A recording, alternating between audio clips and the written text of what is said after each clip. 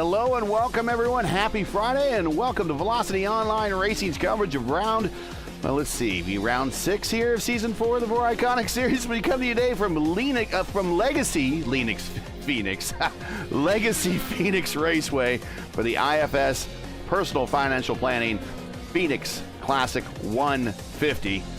And we are at the old school Phoenix, the proper Phoenix as I call it here, the one where turn 1 is turn 1 and turn 2 is turn 2 and so forth and so on. The one that IndyCar ran here for so long, and thank God it's here on the service, preserved in all of entirety for the way it was meant to be seen. Joining me in the booth is IndyCar's Oval Series veteran and currently in the podium seats, one of the podium seats for that series right now on the official series is Kyle Klendworth. Klendy, welcome. Good to have you here on a Friday here at Proper Phoenix. Yeah, thanks for having me. It's a little unsettling to see more green grass than usual here. Last few times we've been here in the fixed oval series, we've always run the new dogleg NASCAR layout, if you will. So it's good to see a little bit more greenery out here. Maybe sad for the Colorado River Basin, but hopefully these VOR guys will be able to put on a show in the desert for us today. And right now, there are the current conditions, 89 degrees, ambient 104 degrees, track temperature, 1 minute and about 50 seconds left to play here in qualifying. Currently watching Matt Wagner turn some laps here for qualification, and he goes to the outside pole with a speed of 178.1. And now we're watching Craig Forsyth.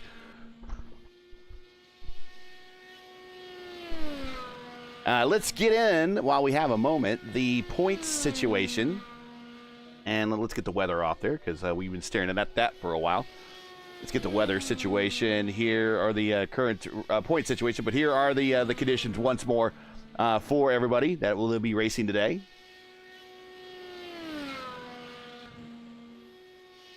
And here are the points coming into today's event. Julian has a 21-point lead over Edson Santos, Liam O'Sullivan in third, Craig Forsyth fourth, John Christensen fifth, Hugo Gallas sixth, and we see Salvazi, Hesche, Dan Inch, and Mateus Strauss, your top 10.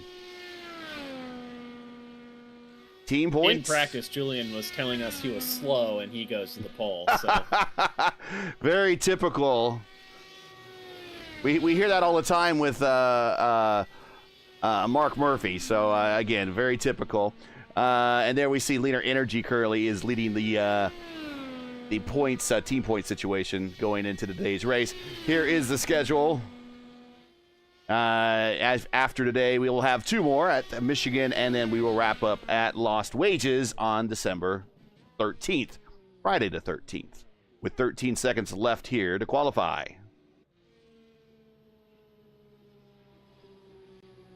A couple of drivers abstaining from taking time, and I think one may not even take the green, but we will see here when we get to the starting lineup in just about 5 seconds.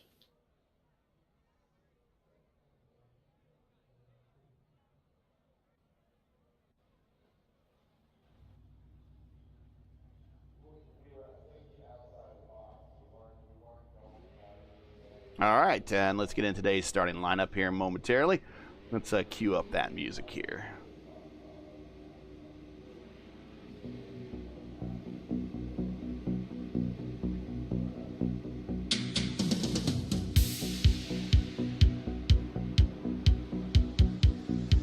And here's your grid for Legacy Phoenix for the Phoenix Classic 150 here. Julian on the outside, on the pole with a, not an outside pole, but with the pole with a 178.8 miles per hour.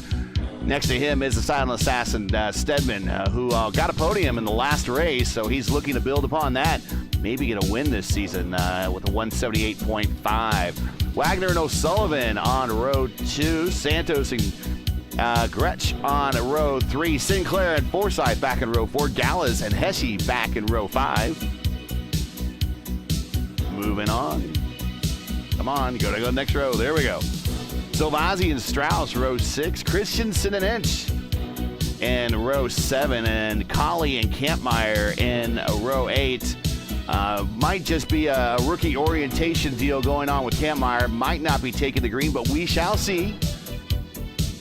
They might get She's a couple on the grid. On the grid. Okay, so we're going to get some laps. I hope she turns some laps. Yeah, get some laps under the belt there. That's going to be pretty key. Honestly, if you're a rookie in this series and you're not looking to be competitive, hanging out with Bill and just running clean laps with him, he stays out of leader's way. He holds his line. If you can run just right with Bill, you know you're going to be in good shape. Yeah, agreed. Hopefully she can slot right in and learn a little. Yeah, Bill Colley is a real vet, so he's a good one to follow out there if you're still learning. And we are rolling now, 1 lap to green.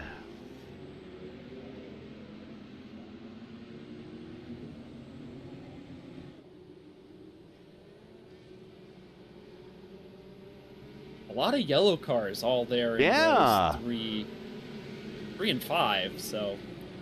Well, a predominantly yellow car back in '97 won what was still considered one of the biggest upsets in all of IndyCar racing. Jim Guthrie beating Tony Stewart with a completely underfunded, mortgaged his house, mortgaged everything he had just to get a car, a chassis, and an engine back in the '97 season. And he beat Tony Stewart here for his one and only IndyCar win. That's Jim Guthrie. And he's kind of a one-hit wonder. After that, never really did much in IndyCar racing, but is best well known for that upset here at Phoenix on this configuration. Getting ready to go green. Julian Altina bringing the field down to start this race. Green flag. And a slow start, but a great jump by Julian. Stedman was not really waiting for it. Wagner to the inside is going to get that position, and it looks like maybe Stedman might lose 2 spots on the start. We're going to go 3 wide to the dog leg. Oh, contact. Ooh, oh, Sullivan's got to be careful there. There's not a ton of room for 2 cars, let alone 3, especially with the nasty push these cars pick up under load.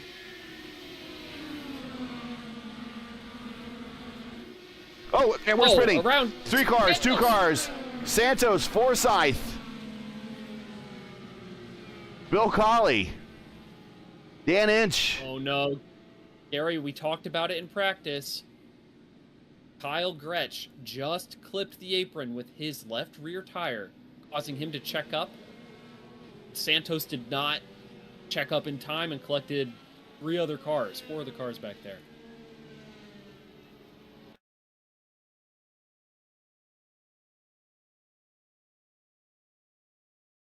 Let's try to watch this right here as we watch Gretsch to the inside going down to the apron.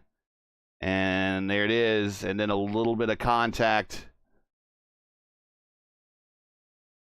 Although he takes off. And then it seems that maybe it wasn't Gretsch.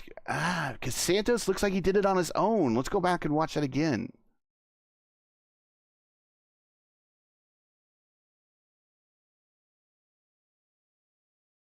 He almost got into the back of Gretsch. Do you know who's cashed in all their chips? Sorry, go ahead, Gary. And then looks like what Maddie Sinclair got, or is that again? Is that Heshy? No, Heshy snaps back into place. Sinclair is okay. So go ahead with your thoughts. Oh, I was gonna say, Kampmeyer passed all of the cars that crashed, pulled over, and towed. So she said, "Yeah, I passed a bunch of cars that aren't going to finish. I'm going to finish ahead of them. I'm out of here." And it looked like, and again, Gretsch had a problem in turns 3 and 4, slowing down. And not sure what that was. I think coming to the caution, and he's loose there. Maybe he did have contact with him and it damaged the car somehow. Yeah, he gets loose. He has wheel damage from Santos. Okay, hit him in the left rear. Yeah. Okay, so that's what happened in 3 and 4. But it took half a racetrack for it to realize itself, I guess. So yeah, this is going to have big championship implications because Santos, one of your points leaders. Craig Forsyth also up there in the points as well. In fact, Craig, I think, if I remember right, won the last race here in the series. Going back to looking here. Yeah, Oh, you Kentucky. mean at Phoenix? The last time they came to Phoenix? No, I'm trying to see here in the Iconic ago. Series. Yeah, 2 weeks ago.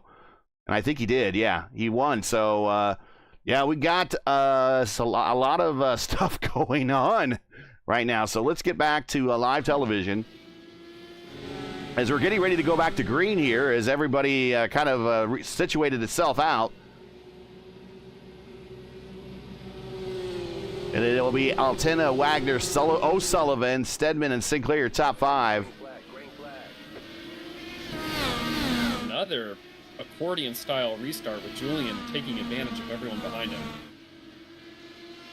Still showing Dan Inch on pit road, showing Craig Forsyth on pit road, Edson Santos on pit road. Bill Colley is repaired and rolling, but very slow at the moment. Maybe just going to try to make a lap and park it.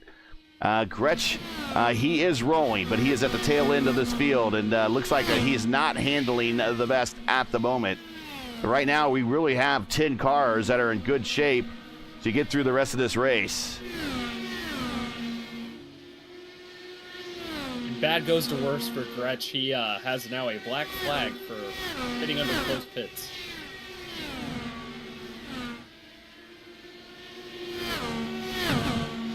Matty Wags trying to reel in Altena and hold off O'Sullivan behind him. O'Sullivan dials up the bottom here into turn 3.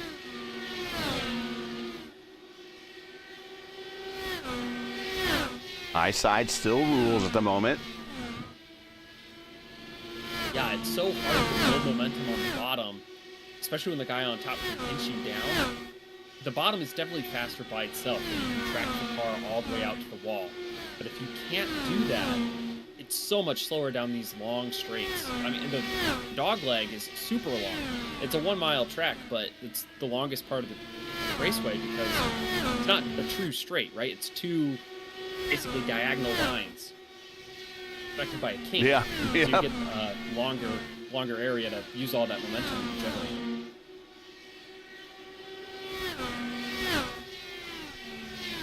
Settling him into a rhythm here. Go back further in the back. Hugo Gallas in a battle with Matthias Strauss for 7th.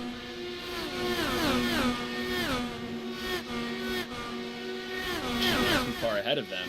Little 4-car melee brewing.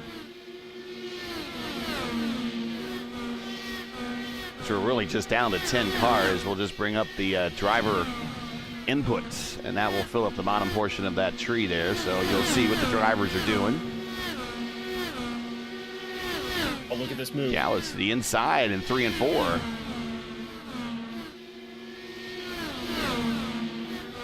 He's going to get it done here. Depends on how hard Strauss runs into turn 1, and he missed it pretty badly. He's going to have the momentum on the exit. Oh, car on the wall right there at the dog leg. And that is Edson Santos, who's trying to return to the racetrack. Oh, no. He clipped the rumble strips on the backstretch. The car had damage. Trying to pick up those points. Yeah, he was to stay out of the way. Trying to stay out of the way, and almost collects. Who is that? The last car there. That's Savazzi. Yeah. Yeah. And watch from Savazzi's point of view here. He's got that battle right in front of him that we were watching, and oof. Like, where do I go? Where do I go? Don't go up the back of the racetrack. So Santos picks up 1 spot by crashing on the backstretch, passing Dan Ench, but this will probably earn him a qualifying ban next week or for the next race. I would assume. Yeah, definitely an unattended penalty. Yeah, but Stedman coming into pit road. Hugo Gallas coming, going to stay out actually.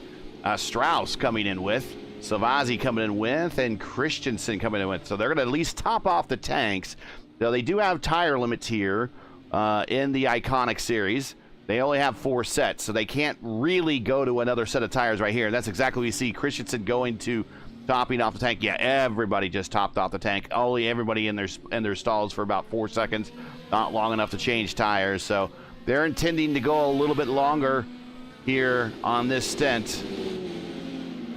Honestly, Gary, I wouldn't be surprised if this isn't necessarily a mileage strategy, but rather they expect we'll get another yellow here in 10 to 15 laps when everyone will want to take tires, and then they won't have to wait for fuel.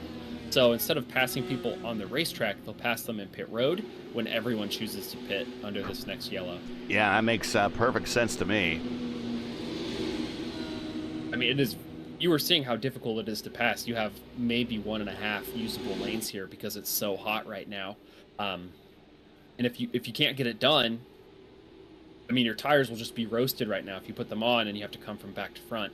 So better to stay on sequence than to gamble going off sequence right now. Of course, Phoenix, a long-time historical IndyCar track. USAC raced here all the way until they ended their sanctioning of IndyCar races, and CART picked it up. Then the IRL picked it up, and then IndyCar came here for a little bit. Last time IndyCar came here, I believe, was 2018. I think they even had they did race here with the IR18 car before, but they'd only went to one race, and then they haven't returned since. But Helio Castroneves holds the track record with a speed of 194.9, so they were moving back here when they were racing here. And they're racing again. Julian Altena jumps yet again ahead of Matty Wagner. Sullivan's still in hot pursuit. We'll see if he can get it done on this restart.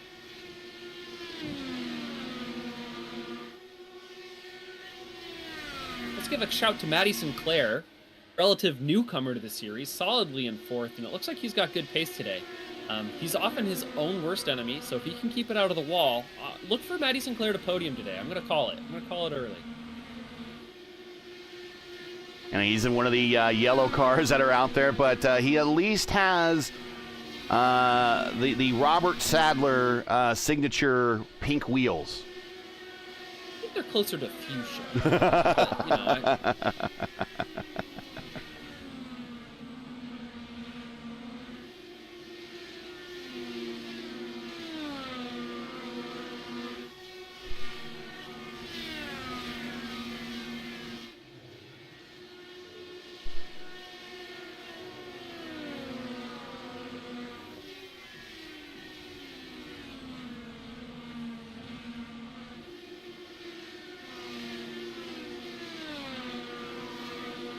I think everybody's scared now, Gary. That's why they're all orderly in single file. And yeah, everyone's kind of and following the lines. Stopped going 3 wide. Last time they went 3 wide, they manifested a wrecked car on the backstretch.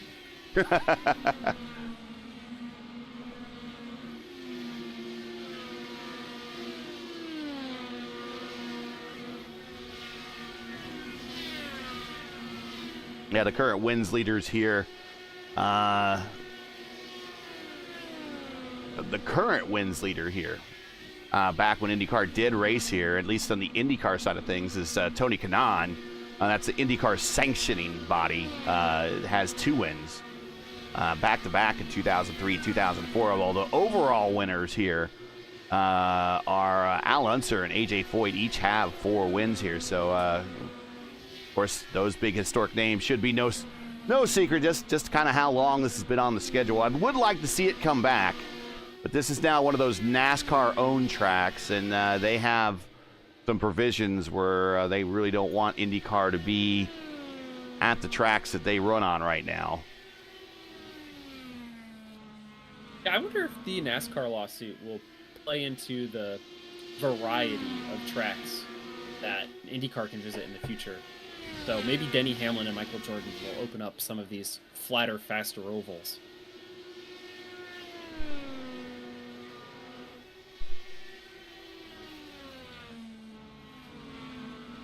Watching the leader, pulling out to a 1.2 second lead.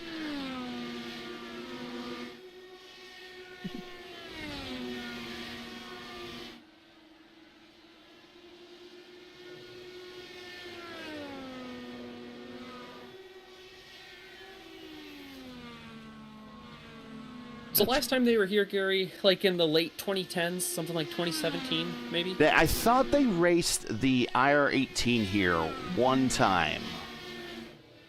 Yeah, because I was on the shuttle bus from Phoenix to Flagstaff, or not to Flagstaff, but from Phoenix to the rental car place one time, and there were some IndyCar workers or IndyCar team members on the shuttle bus with me, and I believe that was like 2016 or 2017.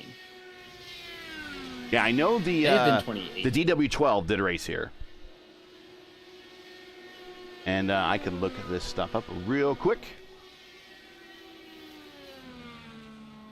Good old racing reference.info, one of my favorite websites.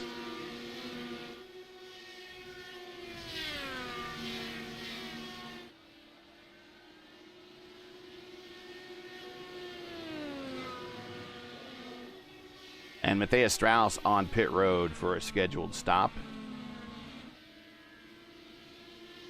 Okay, so we'll go to racing info here, and the last IndyCar race here.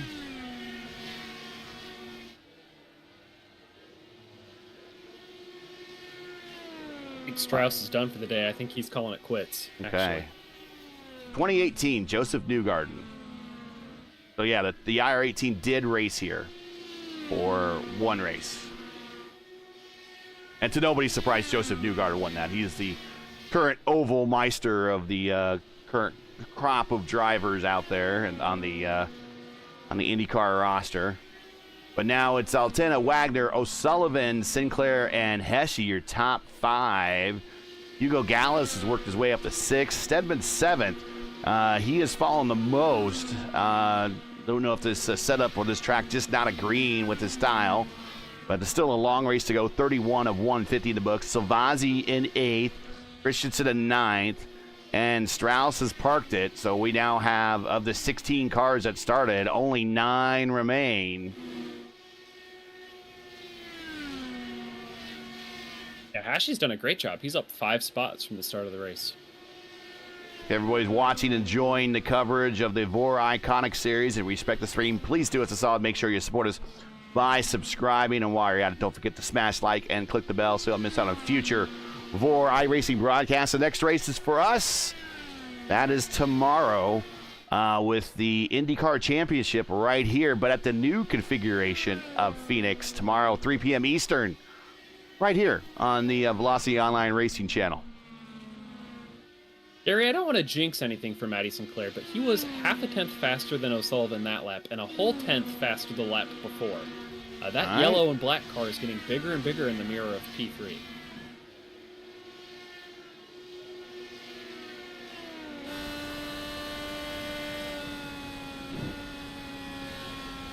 Advantage Sinclair that lap. Sorry, advantage O'Sullivan. So I did jinx him. But. Sinclair riding the high line and all the way around the track, as a matter of fact. Through 1 and 2, he was on the high line, getting a big run. And the high line there in 3 and 4, getting a big run. So he's gone to the momentum line to try to get himself closer to Liam. Also, it helps him step out from the air wash from in front. Yeah. So anytime you can offset the wing of the car, it allows you to create more downforce, more cornering speed. Like right there, he just visually looks so much faster than O'Sullivan. But, I mean, the lap time, there it is. It's 7/700ths, which is almost a tenth. And we're watching out the back of O'Sullivan's car here as Sinclair is inching closer. We'll bring up the intervals between positions here. There you go. And this is the closest on the racetrack, although that time by, at least through 1 and 2, Sinclair a little bit slower. He was within 3 tenths, now 5 tenths. Oh, Matty, watch out. Oh, yep. You saw him kind of mid-turn there going, I'm pushing. Yeah, when you miss the apex like that, you've got to lift. Otherwise, you're going to have a date with the safer barrier.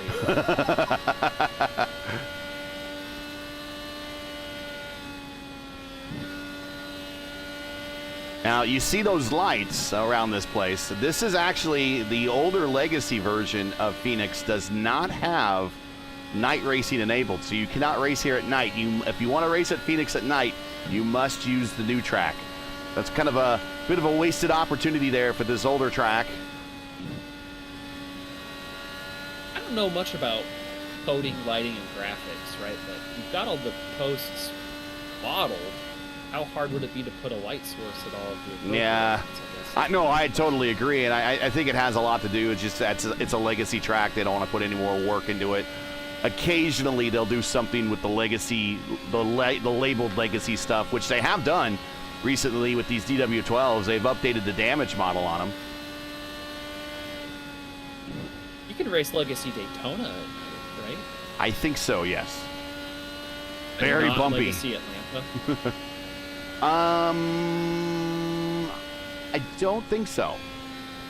I don't think Legacy Atlanta has night racing. I could be wrong. If someone watching does know that off the top of the head, just go ahead and put that into chat. So far, the only person in the chat has been Wagner with the post of nerds. I am a nerd. Well, we are, yeah. Well, you know, you are what you eat, Gary, and I have all this leftover Halloween candy, so... I remember when those first came out. That's how old I am.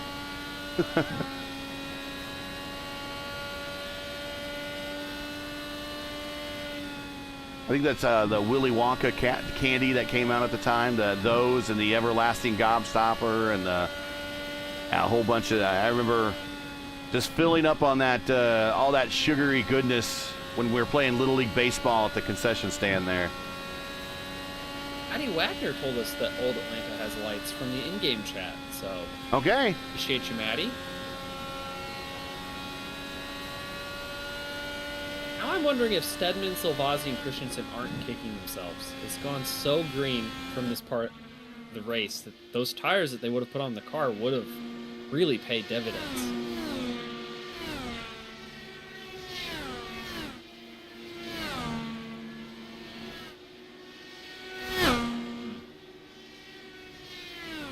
You miss 100% of the shots you don't take, I guess. Yeah.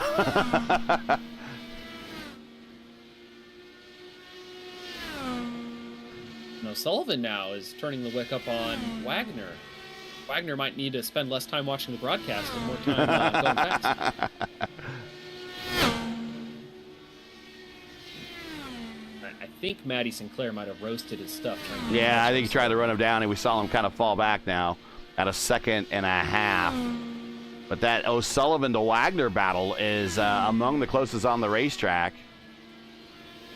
Hashi might catch Sinclair here shortly as well. The issue being, those little slides that we saw Sinclair have out of turn 4 to avoid hitting the wall, like, they don't look like much on the broadcast, but those make your tires scream. Yeah. From the cockpit. Like, you will not run the same lap time 5 laps down the road as a guy in front of you. You have to do that once or twice. And really, with only 9 cars remaining running, you got to assume that unless there's an issue with somebody coming to pit road where they spin out, you really got to assume, though, the remainder of this race is going to go caution-free just because there's not a lot of cars out there, not a lot of cars in direct contact. And there is O'Sullivan coming to pit road, yeah. He got in there hot. Let's make sure no penalty. Yep, he's good. Got down to speed. Julian with the purple lap so far with a 20.6.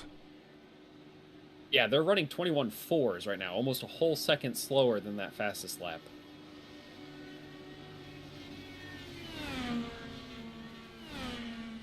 Yeah, and most of the field behind Julian is in that 21.6 second bracket, right? So they are exactly 1 second slower than the fastest lap. So if it goes green, O'Sullivan will make up a lot of time on the cars ahead of him. He needs to be careful here on pit exit. There's a nasty bump, and then those same curbs you saw that took out it's in Santos. When you Santos, yeah.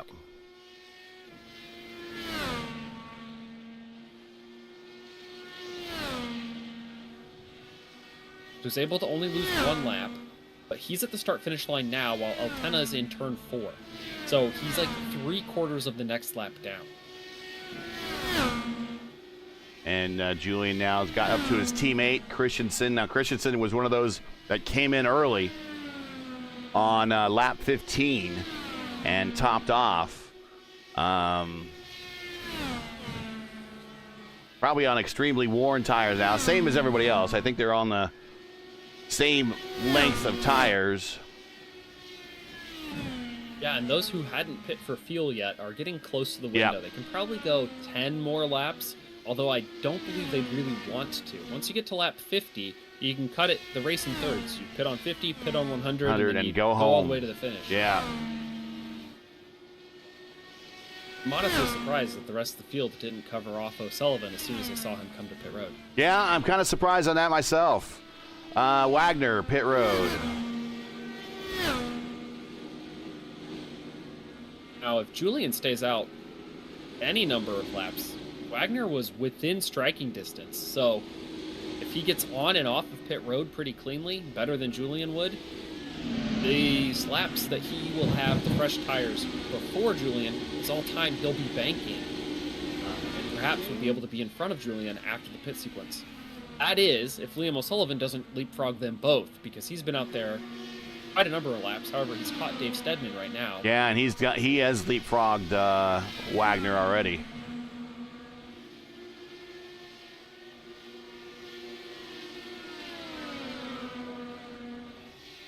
Altena, pit road, scheduled stop. Well, he'll just need one more after this to get to the end. Julian said before the race he wasn't feeling well, wasn't sure how long he would be racing. Well, leading and winning is the best medicine. And there goes O'Sullivan screaming by Altena, who's just getting off pit road. Yeah, and that is going to be a pass for the lead when we cycle through. Maddie Sinclair is your leader right now. Yeah, so what Maddie wants to see is Julian to get impatient with these lapped cars. Oh, no. Well, Maddie's going to pit this lap, but if Altena were to, hypothetically, grow impatient with David Stedman, right, then we might have a total race-changing accident here where Sinclair, Ashy, Gala, Silvazzi all get free pit stops. Ooh. That was a heated approach there for Maddie, but I think he got in there. Also coming with them is Heshy. Yeah, clean and green, no penalties so far. Christensen staying out. Really big lead here on Altena. So you see this strategy often in NASCAR. Denny Hamlin and his crew chief Chris Gabehart really like to play we'll overcut everyone, right? If you guys are going to use your tires at the beginning of the run, we'll use our tires at the end of the run and kind of eat the time penalty. Yeah. I've never been a big fan of it, especially in IndyCar, just because the wave around rule on iRacing is more restrictive and less gracious than the NASCAR wave around / lucky dog rule. Mm-hmm.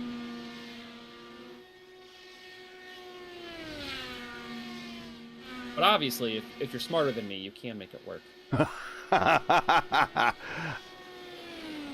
Well, we're just semi-pros at best racing here. Be it far from me man, Gary, I picked up a sponsor this year. You have, right? actually. You want to talk about your sponsor? Well, it's the Votive Racing League, and Season 2 will be kicking off next calendar year in 2025, but we'll have 2 special events here in December. They're free to enter. Wednesday nights for the league. The other ones, I believe, are Friday night and Sunday night in the month of December. If you DM me on Discord, I can get you the invite to the server, and we can see you on track. It's the IR18, so it's not a free car, not free tracks either, but it's free to enter the races. So come try to beat me. I'll be on track trying to kick your butt and win some money. So.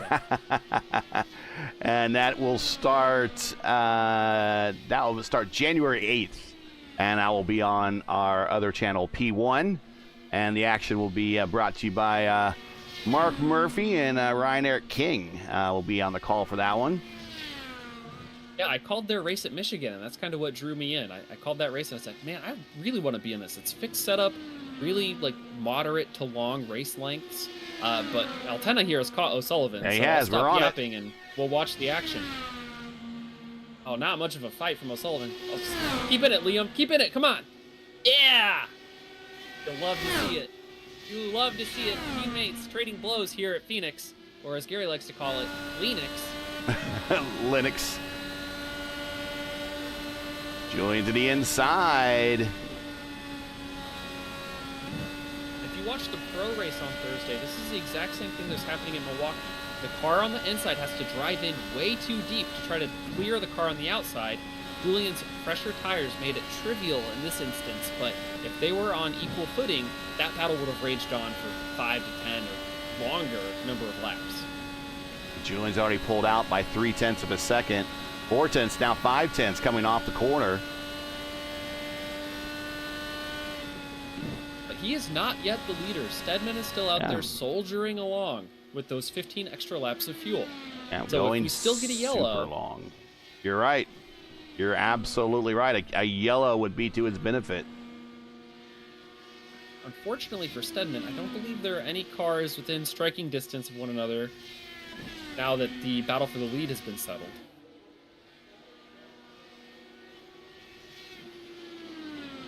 And does Stedman need to stop again? Yeah, he will. Unless he can get incredible economy here. You'd have to make it to something like lap 84, I think, in order to cut a whole stop out. So that'd be 13 more laps from now. And I would be surprised if he has 10 laps of fuel left in the tank. But yeah, that magic lap, if he can make it to like 84 or 85, I think he might be able to bring it all the way home. But he's keying that he's pitting in now. Here he is. Eddie Sinclair on the outside of him, riding over the shoulder right now of Dave Stedman, the silent assassin, coming to pit road.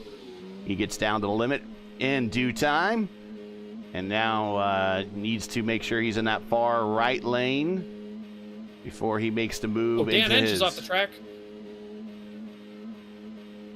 Man, if Dan Inch had come back up, that would have been Stedman's saving grace. Inch has stopped just before the start of turn 3, yeah. Traditional turn 3. Gotta get the turns. Yeah, I gotta get the turns ironed out in my brain. I'm so used to the new format. And it used to be the other way with the new format, right? I'd be like, oh, that's turn 1. Yeah. And now turn 1 is turn 3. It's backwards land, people.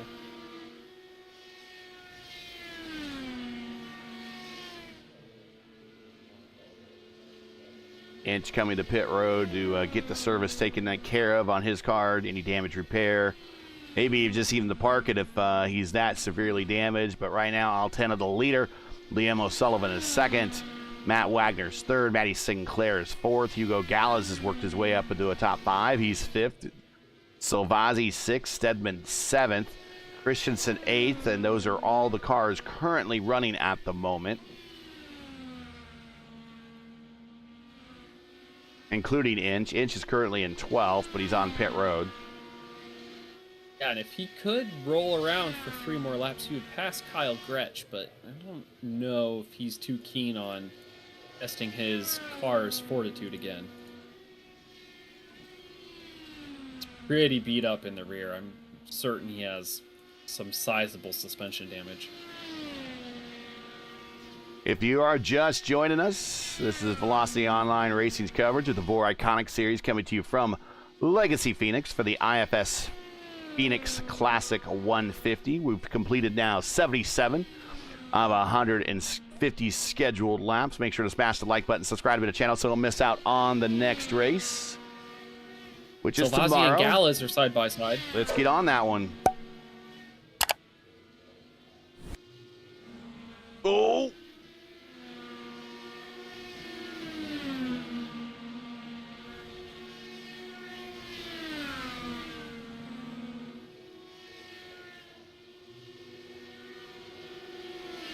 Silvazzi getting a run on Gallas, going down the front straight. Down into 1 and 2 on the bottom. Oof. It gets so close on corner exit. It just runs out of real estate really quick. And then he resets. And if your little friend's netcode shows up, you're both going for a ride. Yeah, no kidding. Generally just one of you. But hello, netcode, my old friend. I hate to see you once better again. Of the bottom this time. Yeah, he was rim riding that time.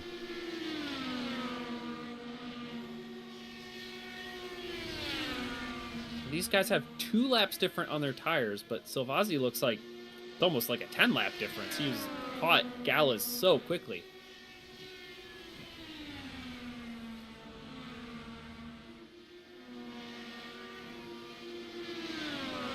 This is the closest battle on the racetrack at the moment.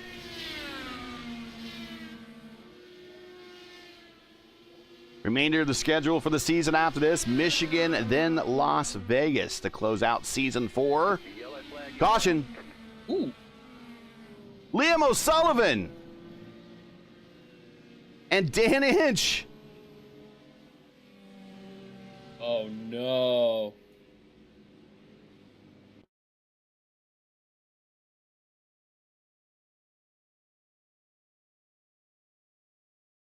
Oh, and Stedman.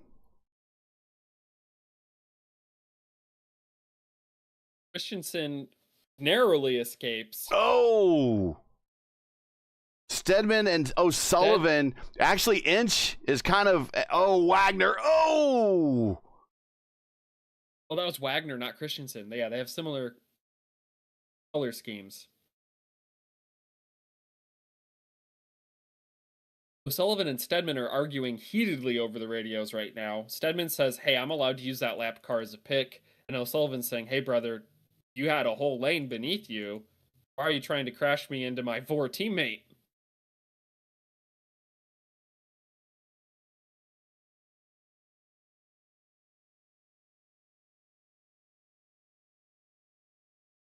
Oof. And Inch really was just an innocent bystander there. Wagner comes in and puts on 4 fresh Firestones.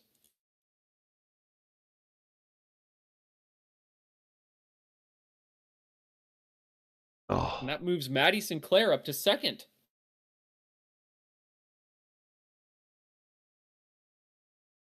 Here's another look at the contact when O'Sullivan went airborne. He barrel rolled. We've had some interesting aerials the last couple of days. Oh, jeez. Oh. And you're so happy that it's virtual race cars. Yes, no kidding. Good gracious. Back to live television, and now we are starting to get down to a gateway level of participation. Not to stir any bad memories, but we are now down to like 6 drivers left.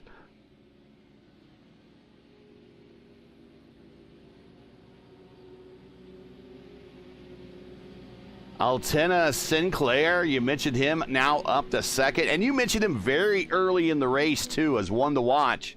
So very prophetic you are, as Maddie is now up to P2. Hugo Gallis is in 3rd. Silvazzi, who hasn't looked like he's been having the best race of his season so far. I don't know if it's this track just doesn't agree with him, but he's keeping the car out of trouble, and he's now worked his way up to 4th. Wags went and got new tires. He is good to go to the end. He is 5th. No, he's not? Okay. I don't think you can make it 75 laps on fuel. I think you can make it about 60. So he's about 10 laps short. He needs another yellow to make it to the end on fuel. Christensen hitting pit road, actually no, he is not hitting pit road. Who is hitting pit road? Kyle Gretsch is he is back underway. And he's back on pit road, trying to make up some positions here. Well, one car I was able to go back and check the status of was Daniel Hashi. I didn't see him get into an incident during green flag racing, but during the green flag pit cycle, he followed Maddie Sinclair out of the pits and hit that nasty bump that's just at pit exit, and he got front left suspension damage, hitting the inside wall. And Kampmeyer is back out there running. Yep, just caution laps, allegedly. Pick up some spots, pick up some experience, learn the decorum. Yep. Green flag, green flag. All right, let's watch Matt Wagner's new fresh tires, see if he can pick apart the 4 cars in front of him.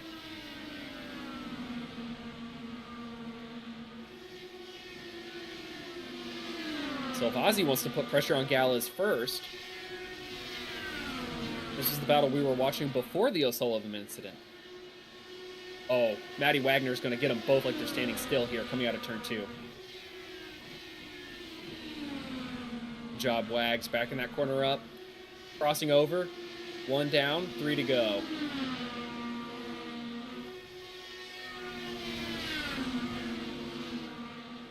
Look at how easy it is with fresh tires on the inside. I know, it makes you feel like Superman. Power down. Uh-huh.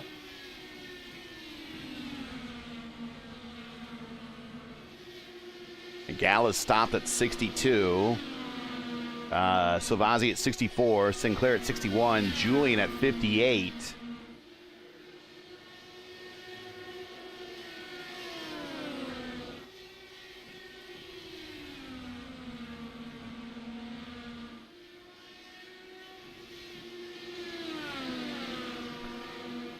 Wagner's going to get Silvazzi here. Let's take a look at it. 2 down, 2 to go. There he goes.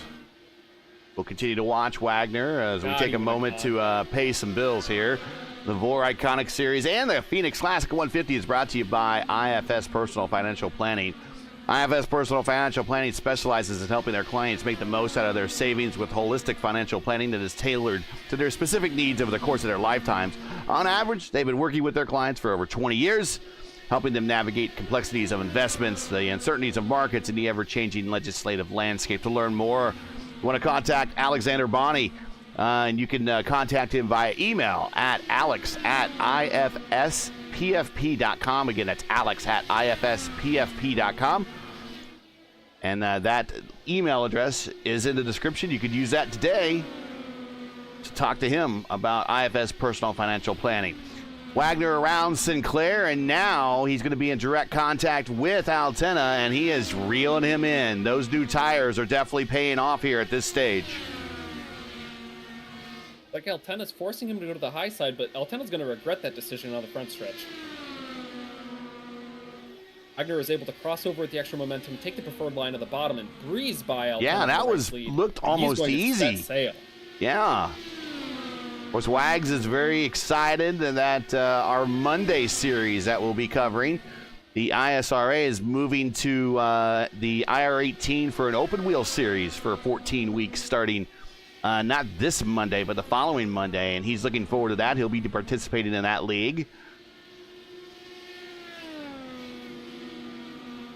It'll be the... quick things here. Altena now will be facing dirty air for the first time basically this entire race. Yes. Oh, Sinclair almost lost it on the apron. Apron bad, Maddie. Keep it straight. And here comes Silvazzi trying to pick up the position with the loss of pace from clipping that apron.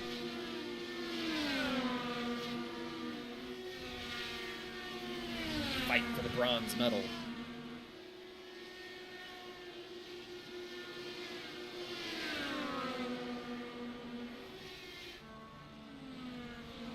Wagner out to a 1.8 second lead already over Julian.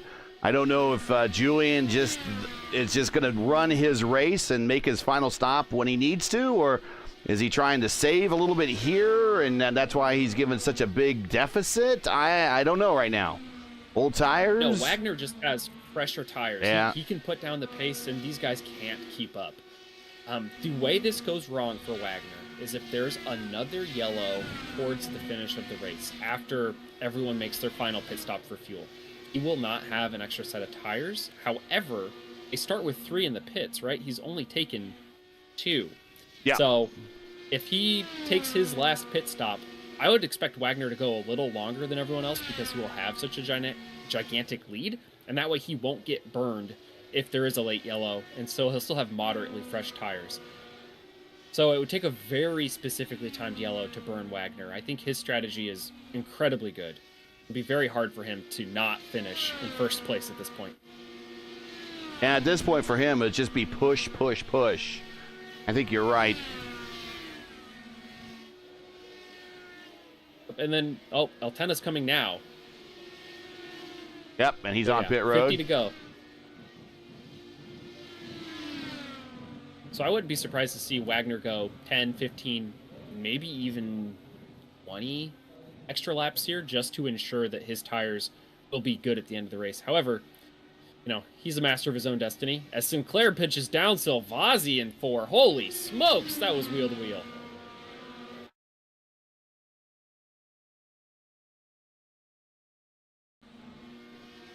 Oh, one of them is blinking. Let's see. Forsyth, sort of a sad end to my last iconic race. Work beckons. Daniel Heshe says F. F in the chat for Daniel. Yeah, F in the chat for Daniel. Sexy Waltrip says, I was trying to get a hold on to the bottom in turn 1, lap 2. The car behind me hit me. I don't know if I was going too slow, but I'll be back in the race in 12 minutes. So that is Gretsch, and he is actually back in the race. So there he is. Now, Wagner. Now, Savazzi is moved ahead of everybody here. And Wagner, bleeding pace. Yeah, sure Wagner is 5.9 seconds ahead of this.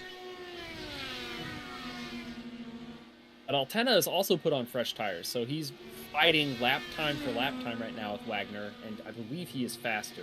He just ran the purple lap. You're in a 20.45. Yep. And it looks like Wagner's last lap was 0.7 of a second slower than that. So Altena is chipping away at the lead that Wagner has once this cycle finishes out. Still, Wagner gets like 10 to 12 laps of this pace for free because he had such an enormous gap on Altena to start with. Sinclair to the pits. There we go. Trying to get the camera on him. Saw him dipping down the pit road there. Or this will be a final stop for Matty. Wagner still needs to stop one more time. Savazzi still needs to stop. Christensen making his final stop. Hugo Gallas, who's in third, still needs to stop.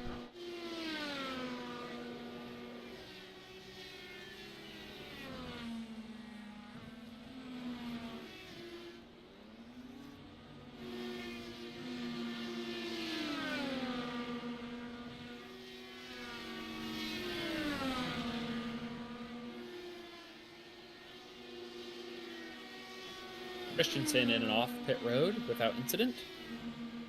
And final stop done for him. If you like what you see and like to be part of future races of the VOR Iconic Series, click on the VOR Discord invite in the description. The car is free, part of your base iRacing package. Joining the league is free. All you need is the desire of the tracks on the schedule. If you think you got what it takes to race with the VOR Iconic drivers, we encourage you to sign up today. And, of course, there's 2 races left this season, and there is a Season 5 in the books coming. And we do have that schedule right here. There it is. Starting January 10th, there will be an 11-race schedule starting at Texas, Michigan, Milwaukee, Iowa, Kentucky, Indianapolis, Kansas. Back here at Legacy Phoenix in March. Auto Club Speedway, Homestead, Miami, and then ending back in May, all the way in May. Wow. 5 months from now, round 11 in Chicagoland. So if you like what you see here, want to add to the car count, check it out. That is the VOR Iconic Series Season 5. Everything you need is in the description. Join the Discord. Sign up today. It is free. And now we see Wagner with older tires getting eaten up a little bit by Christensen.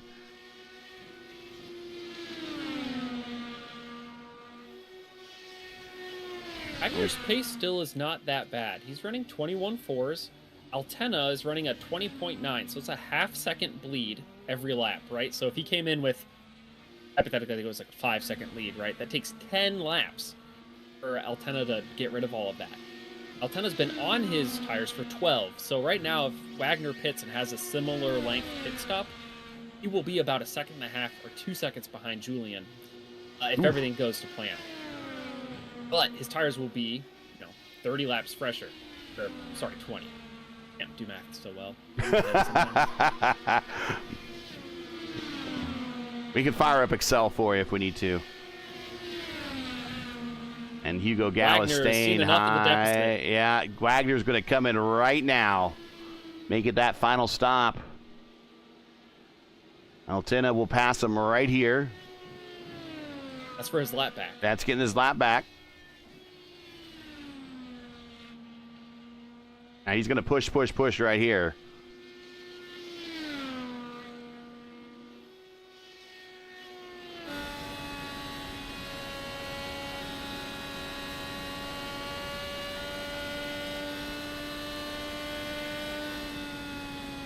Wagner is off the jack. Julian is well by him. Looks like it's going to be about a 5-second gap.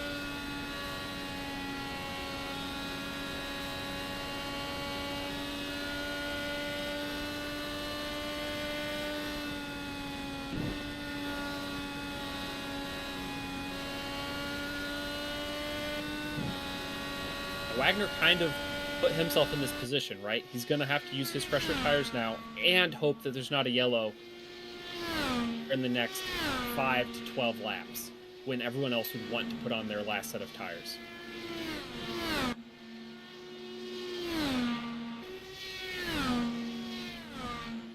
First lap up to speed, Wagner is 4/10 faster than Altena.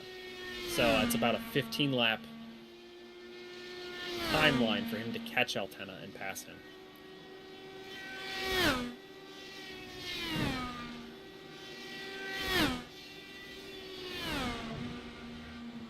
Going through the field at the moment. 20.5. That's 6/10 faster.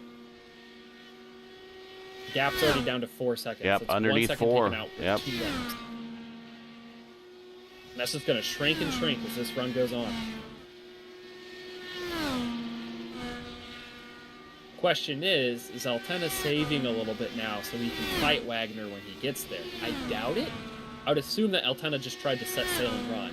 But we will see when that time comes, probably in about 7 laps.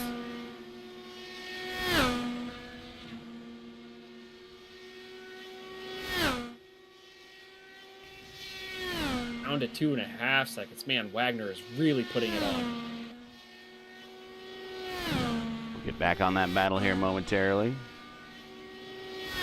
That's not going to be a battle. It's going to be a blow-by. It's going to look like Julian pulled over to the rest stop to get some crisps and soda.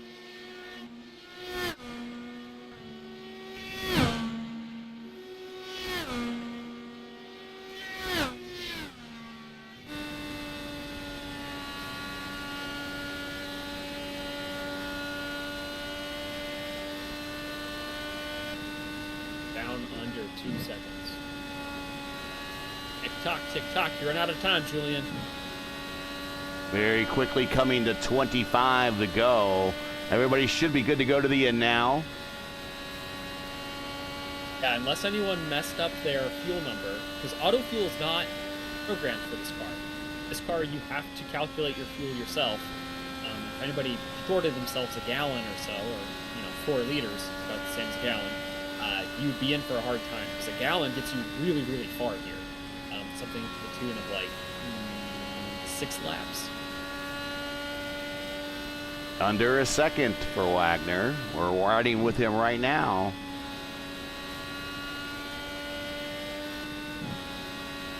I'll be interested to see which corner he sets us up in and which line he tries to establish. It looks like Julian's running right in the middle of the racetrack here, kind of defensively playing his options, trying to see where Wagner is faster. Unfortunately for him, it's everywhere.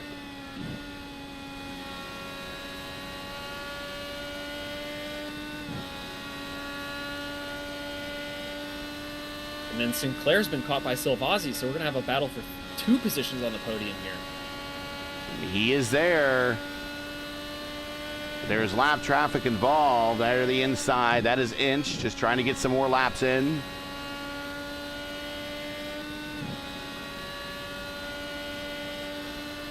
Wagner, take a look to the inside. No. I think being patient here is the right call. No need to let Julian fool you into burning your tires up. And you can just take your time and pass him with ease. Yeah. Whoa, and he overdrove one. No, it's to set up this exit, but it didn't work quite right. He had to slow down too much to make the corner. Because of the age of this legacy pavement, he wasn't able to rip the outside like you would at the rescan or the repave. Tries it again, this time staying closer to the yellow line. Look at the drive off he has. Wagner hounding Altena here.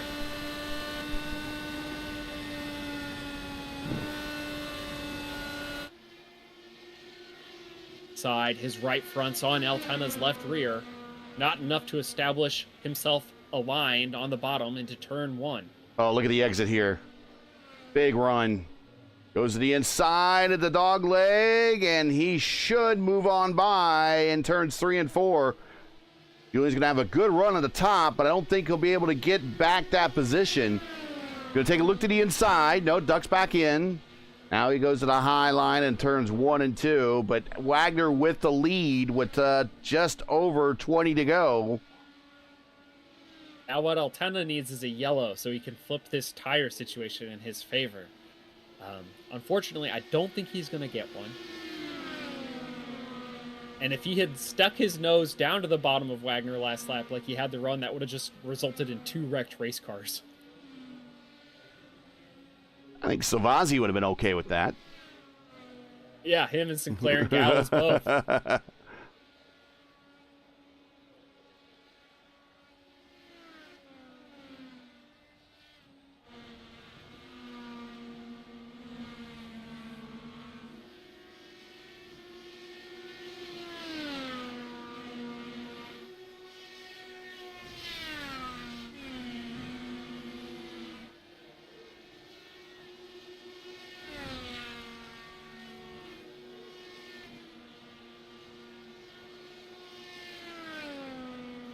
Gretsch, man, still out on the track. He's going to pass Daniel Hashi here in about 2 laps. 73 laps down, but, you know, every position matters.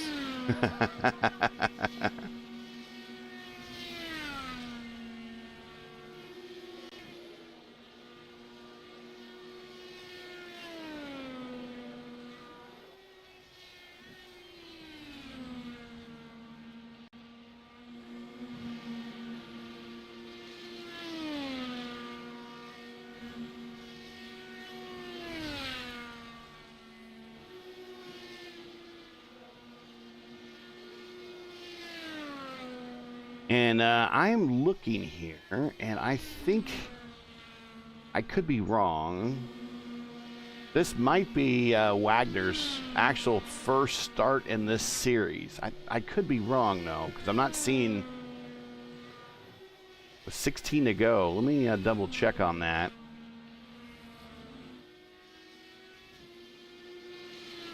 He mentioned that he was here for, because he has no work today. So, which I guess is abnormal for him. Yeah, I think this is his first start in the series. I don't see him in the point standings as it is. So he's looking to make his rookie appearance here. Very first race in the iconic debut win. Yeah.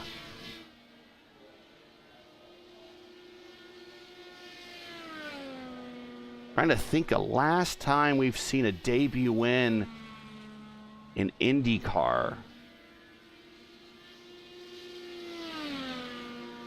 In terms of a debut win with your first race, first win. I mean, NASCAR just had one last summer with Shane Van Gisbergen at the Chicago Street Race. Prior to that, man, it probably was like back in the 50s or something. IndyCar, I mean, J.R. Hildebrand was just an Indy 500 rookie, right? He didn't even win that race. Okay, so I do have an answer here for you, and I'm just going to take Chat GPT's word for it. So sometimes they are a little wrong. Come on, Gary, you can't do that. Well, if I think about it, it's actually it's he might have a point, or he or she might have a point, depending on what section you want to consider Chat GPT. Buzz Calkins. It says Buzz Calkins won the inaugural Indy Racing League race at Walt Disney World in 1996, and that was his very first Major League IndyCar start. He was racing in Indy Lights before, but that was his very first IndyCar start, and he won that race. ChatGPT says before Calkins, the most notable driver to win in his first start was, to nobody's surprise, Nigel Mansell in 1993, winning in Australia after making the jump from Formula One, where he was the reigning world champion. No driver has won in their debut in modern unified IndyCar since it was reestablished in 2008. That makes sense to me. That makes sense to me. Graham Hill in the 1966 Indy 500. So that's a good way to do it.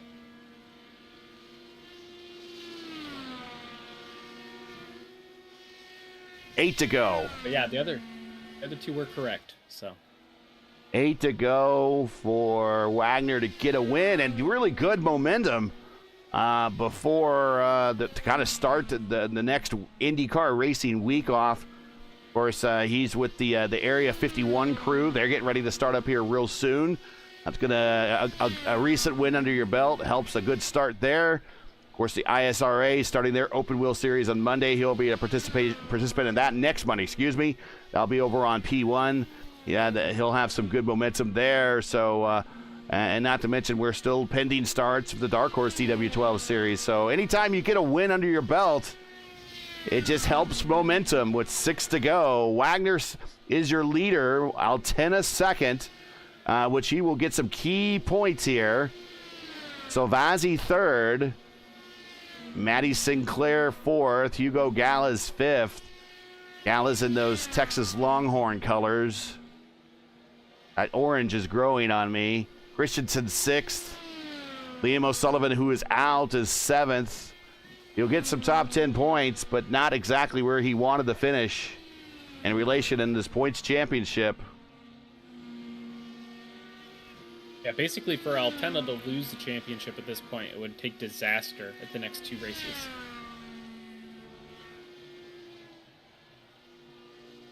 Four to go. 3 to go now for Wags.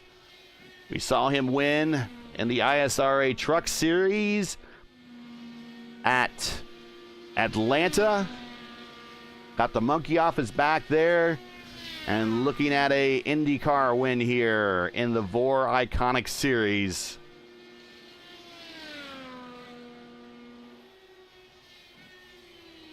Had a win probably in the bag a couple weeks ago in the IndyCar Championship Series at Kentucky, but some last-minute cautions kind of changed that up. White flag in the air. One more lap to go for Wags as he's through 1, now into 2. Nice and easy off the corner, down the backstretch, into the dog leg.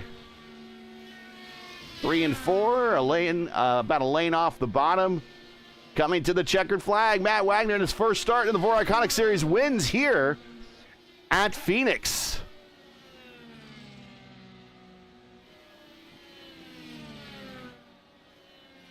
Altena rolls across the line second, and Salvazzi takes the bronze medal of the podium, bringing that Team Watson car home third. Good day from him. And my podium pick, Matty Sinclair, wraps it up in fourth. Not too bad. You can't hit them all. No. Got to strike out sometimes.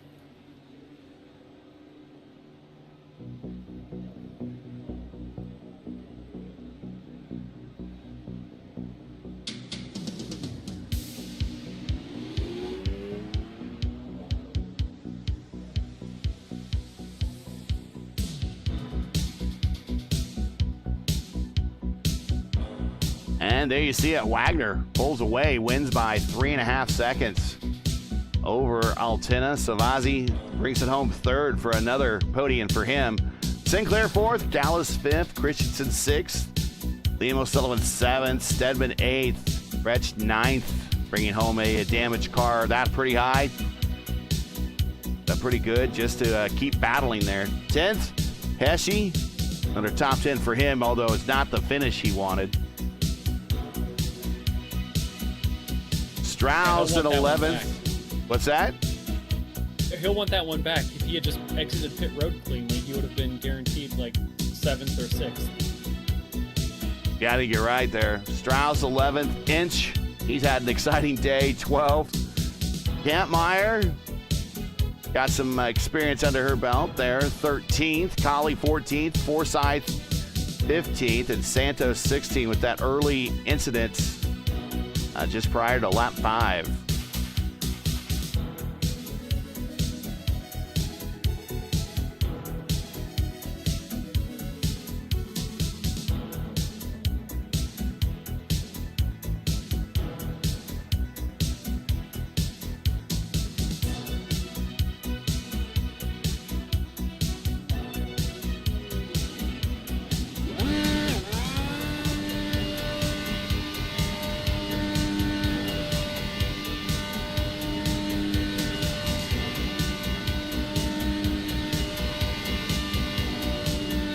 still doing donuts.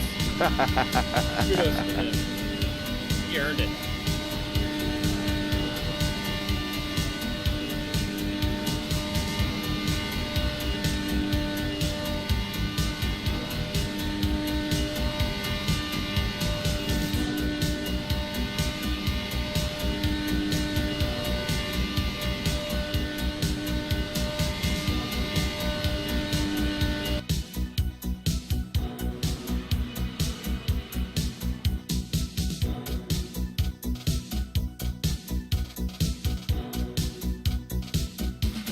Got the whole podium waiting for us, Gary. Yep. Pull up first. So, Hozzy? Yes, let's go ahead and bring him on up.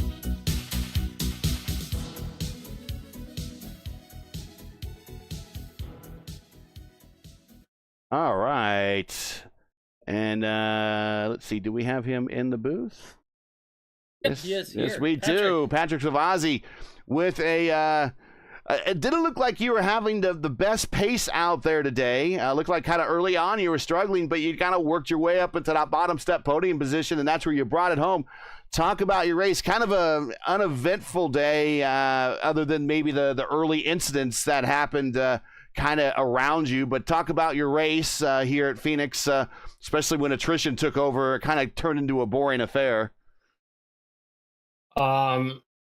It was all right. I really struggled with the hot temps at the beginning, so that's why I just stuck behind Matthias and everything. Mm-hmm. And then the wrecks came, I was able to go up and everything. And then towards the end of the first stint, I realized that I had a really good pace, even though on worn tires. And I basically tried to save tires, and it kind of worked.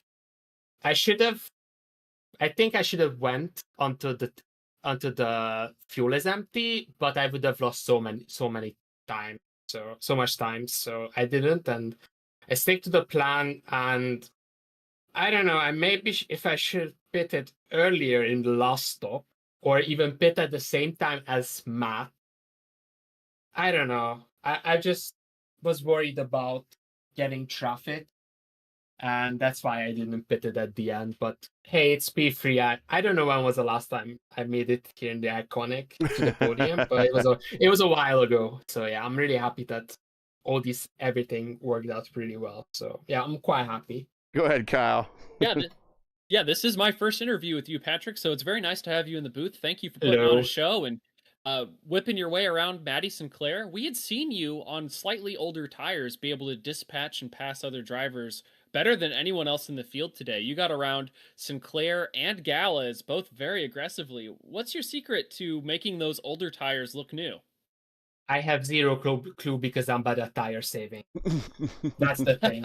I'm really bad at tire saving in general. So I don't know. Maybe today it worked out, but tomorrow may not.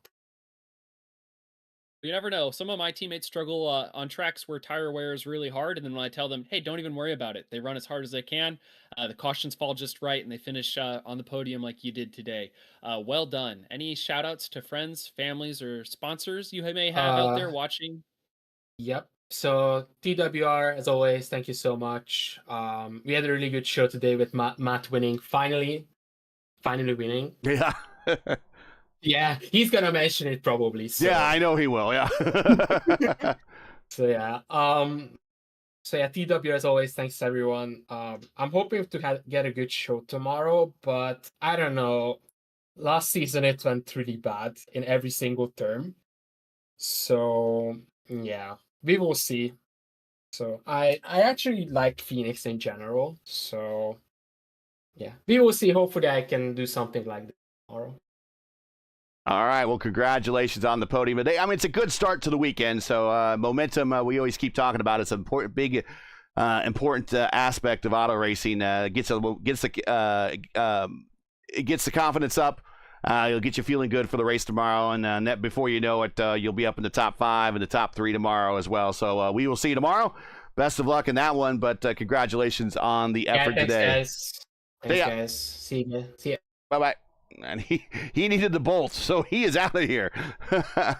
Let's go to Julian and bring him on up.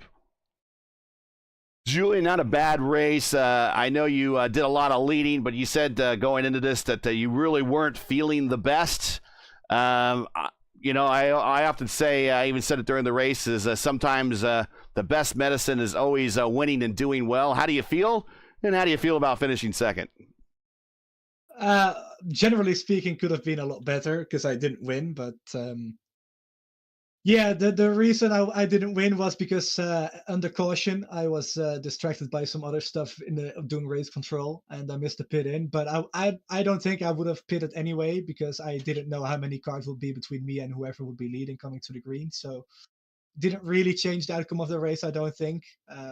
Can't really say looking back, to be honest. Maybe I would have made a different decision if I was paying attention, but yeah, I don't think so I would have. But yeah, my eye, I don't know what happened with me. I didn't get punched in the face or anything. It just, yesterday was a bit uncomfortable. And this morning I woke up and it was completely swollen up on my left side. So yeah, no idea what happened, but I mean, I can still see, but it only goes so far when you're trying to drive a track like this. And you need perfect vision to see where you're going. And if your eye goes blurry every once in a while, it's not a fun experience. So right. Yeah. I didn't have the speed on tires towards the end, but also on lap 142 or something, you just saw me drop back like half a second in one lap because my eye went blurry into turn 1, and I couldn't see where I was going coming out of turn 2. So I was really slow coming to the dogleg, and that just cost me a lot of time. I wouldn't have caught Matt at the end there for sure, but yeah, that made the gap a bit bigger than it would have been. But yeah, Matt won fair and square, just made the right call, and I didn't. So good job on him on winning his first ever race in the league. Hopefully for him, he can get it done tomorrow too. It's not going to be as much of a fun experience for me tomorrow, coming from the back with people like Edson there for penalties earlier in the season. But overall, I'm still looking forward to it. It should be a pretty racy package tomorrow with a tall fifth gear to try and pass, to try and allow people to pass the leader as well for a change. So it should be fun. But yeah, I'm definitely looking forward to some rest after this. And I also have to say, by the way, Elina did a great job today. Even though she only did a few laps under caution, getting her feet wet in sim racing. This was her first ever race. She didn't even do any officials before, even though I told her to do it. She didn't. But still a great job by her to even if it's under caution, to finish in 13th place. I think she finished. So yep. Great job by her. Representing the rose gold VOR car well, and hopefully for her she can find some speed and can actually finish some races to start off with, and maybe she'll be at the front one day. But yeah, great job nonetheless, and thanks to you guys and everyone else involved. Alex for title sponsoring, and everyone who came out. That's it. I'm gonna get some rest. Kyle, you got anything for him before we let Julian go get some rest? I had a couple spicy questions, but I'll let them sit for next time. Oh, go ahead. If they're spicy, it's worth it. If they're spicy, go for it. Do you want the personal or do you want the league question? That depends what the personal question is. Okay, so you lied to us in pre-race. You said you were slow here, and then you go and get the pole. And you set the purple lap. Why do you lie to us, Julian? You know, the funny thing is, I think I said this for Kentucky as well. Like, that's also one of the tracks I just don't feel confident at. I don't know where it comes from, but every time apparently I'm on the pace. It's a surprise to myself too, because like I'm not kidding when I say it. I really just feel complete garbage like on tracks like this. I just don't know what it is. I just don't click with it. But you know, when I do pull out a nice result out of my head, you know, it's always a welcome welcome result. But yeah, I just don't feel confident on these older tracks for some reason. I just can't figure out what it is. But apparently I'm still quick here, so I'll take it. But I just can't imagine if I did feel confident what I would be able to do here. That's just the thing that's in my mind. But yeah, I'm sorry for lying to you guys. I did feel slow, but apparently I wasn't. Start calling him Mark Murphy. Mark does that to us all the time. I'm too slow. I'm not going to be well here. And all of a sudden, top 5, top 3. To be fair, Matt did the same thing today in the Discord. He was like, "Oh, I'm slow," and he just goes out there and wins the race. So that's him sandbagging. That's just Matt. True. That's what old people do. They do it at Mercedes F1 too. So. All right, we're gonna let you go. Oh, go ahead, Clindy. I was just saying, thanks for letting me ask a question and hanging out with us a little longer. Go get some rest and heal up your eye for tomorrow. Yeah. I don't think it will be healed for tomorrow, but hopefully it's better. Yes. Yeah, Thank you. for sure. Get some rest. We'll talk to you later. All right. See you guys. Thank you. All right, and let's bring up Matt.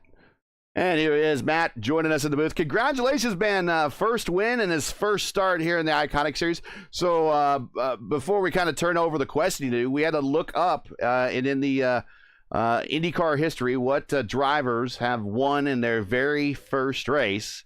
And we asked ChatGPT. So it's not, ChatGPT is not GPT. It's not always 100% right, but I think in this case it is. So it gave me two drivers.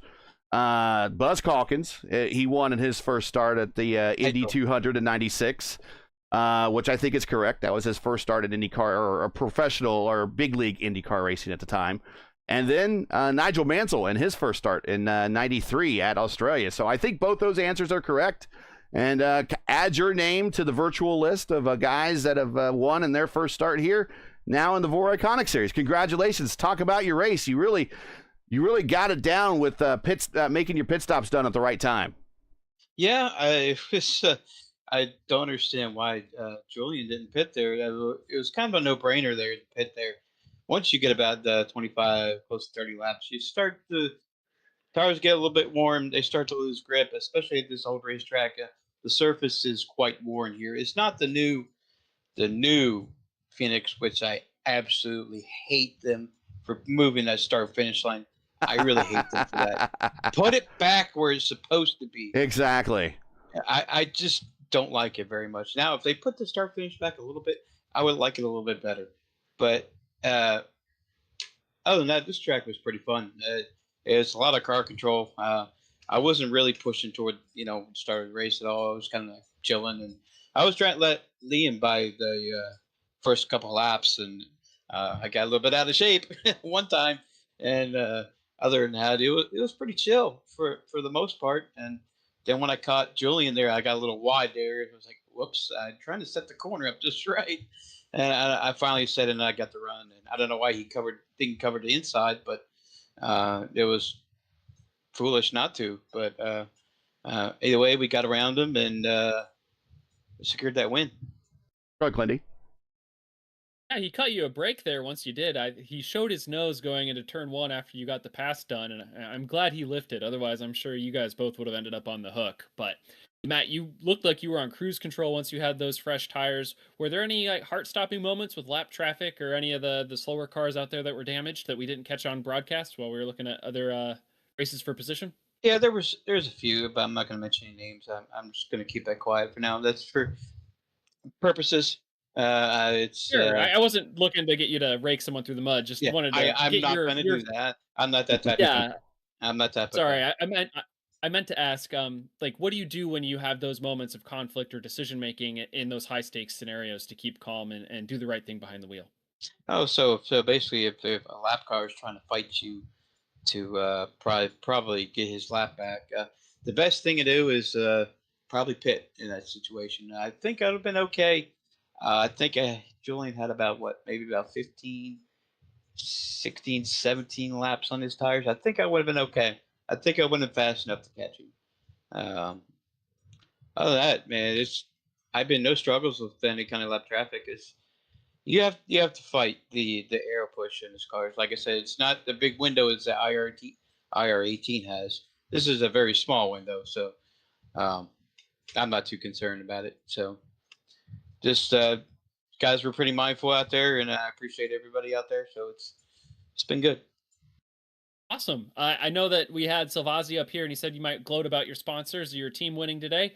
Any shout outs you got for friends, family, sponsors, etc.? Gloat. I really don't. Well, guess what, Gary? This is my time to shine. Yeah, go right ahead. All right, dude. This is my first VOR win. We get to race tomorrow night too. Yeah. I'm looking forward to that one.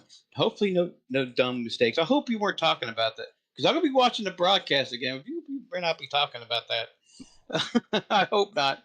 Anyway, yeah, I like to think the guys at TWRS Setup Shop. They do an awesome job. Area 51 the league's coming up. We partner with Votive. I really thank those guys, especially Shane and them. I'd like to really truly thank him for making our league grow, making his league grow. It has been a beautiful partnership so far. And you guys for the lovely broadcast. I truly do appreciate you, Kyle. I don't think we met before. It's good to see you. And Gary, like usual, you have your beautiful knowledge. And quit using Chat GPT because you are smarter than that. Your indie common knowledge, you're smarter than that, dude. I wanted to say, to be honest, definitely Nigel Mansell, but I forgot all about Buzz Calkins. I watched that race, by the way. The Indy 200 at Disney World. Yes. Yeah, I remember watching it too when it first started, and it was like all these names that weren't regular IndyCar drivers. Like, oh, how's this going to work out? Yeah, that was an interesting time. Well, we're going to let you go celebrate, get you ready for tomorrow for the IndyCar Championship race here that will be on the newer version of Phoenix.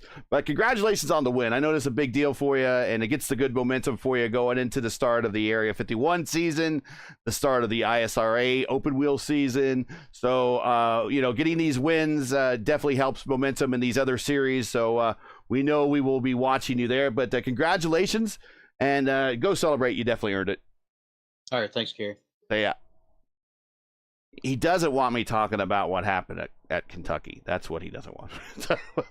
You said he had it in the bag on the broadcast, so I think you're probably clean of any wrongdoing. Well, he did until he didn't, but he knows what happened, and well, let's move on then. Yeah, Gary. I think you live and learn. Anyways, Clindy, final thoughts here from Legacy Phoenix. I'm glad we had a little bit of strategy there at the end. Otherwise, we would have just seen a single file train to the finish. So good job for Matt and Julian and everyone, taking what the car would give them. So often you see in those situations somebody trying to push with older tires that obviously won't stay on the track or in the lane that they want, or throwing really heinous bad blocks. We did see a little bit of driving standards that were lower than normal in the series today. A little bit of desperation maybe from drivers on alternate strategies earlier in the race. But that's racing, right? You got to know who you're racing around and what their situation is, and if you lift a little, maybe you can both live. I think that's a good motto to live by, even out on residential roads, right? Right. Don't get all upset because somebody cut you off. Just, hit the brakes, take a deep breath, get where you're going safely, right? Cars can be very dangerous, and luckily these digital ones are not. So happy to be here as always, and look forward to wrapping up the season over the next 4 weeks. And that's going to do it for today. Once again, your podium for the IFS Phoenix Classic 150 from Legacy Phoenix is Matt Wagner with his first start, first win. Julian helping to lengthen that points lead of his for that second series championship that he's looking for here in the Iconic Series. And Patrick Savazzi he's got a couple podiums on the IndyCar IR18 championship side of things. Well, now he's got them starting to stack them up here over in the Iconic Series, and he'll be looking at a possible top 5 finish over the next couple of weeks in the points if he does well. So everybody, the last 3 races is a good time to be performing well, and these guys definitely today here at Phoenix are getting these last 3 races kicked off with the bang. Join Clindy and myself again Friday, December 6th for Round 7 of Season 4 of the VOR Iconic Series. The teams and drivers head to Michigan International Speedway for high-speed, high-bank shootout. Coverage, as always, will begin approximately at 3 p.m. Eastern. Again, that's 3:00 p.m. Eastern Time. Remember, for the correct broadcast time in your area, you can find everything right here at YouTube, at youtube.com, and just do a keyword search, Velocity Online Racing.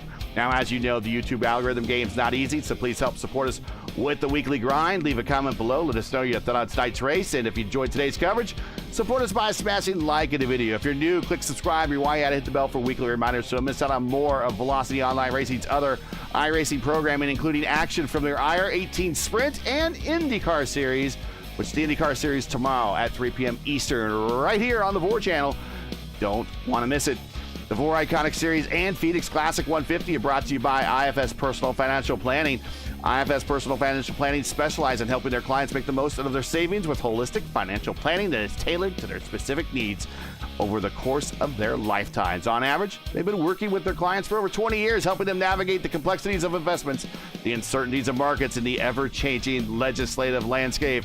To learn more, contact Mr. Bonney at alex@ifspfp.com. You will find that email in the description, and you'll want to use it today. Track cams for this race are provided by Whiplash Sim Cams. Get the most out of your iRacing experience with Whiplash. To learn more about Whiplash Sim Cams, like them on Facebook or follow them on Twitter or Instagram. Links are in the description. For business inquiries to learn more about Velocity Online Racing, visit velocityonlineracing.com. Like them on Facebook or follow them on Twitter.